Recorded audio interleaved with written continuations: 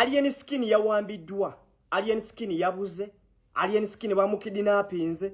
Amawulire gatandise okusaturatinga, ntandise okulaba buli muntu ng'agamba nti Alien Skin yabuze. Ndabyeko n'abagamba nti bali mukubira ku direct call gye tumanye etavaako naye nayo teriiko.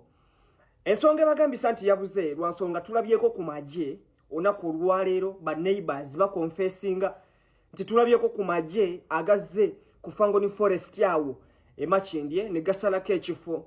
Sijja kulimba line eggulire nze sirika kase ery'okubula kwe wabula okusinziira kuba informers abali munda. For example, Coach Clement bo bagamba Alien Skin essimu ye teriiko etavaako ku kitebe taliyo tebamanyi waali.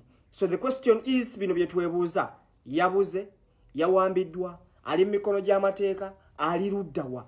Alien Skin mbadde musuubira olunaku olwaleero okumulaba emunyonyo ng'alina Eddie Kenzo nga welcoming President Museveni okuba nga balonkinga ennyimba ezigenda okuba nga zitambuza kampeni ya Muzeeyi wabula talabiseeko be tulabyeyo mu balabye. So far twebuuza aliwa Alien.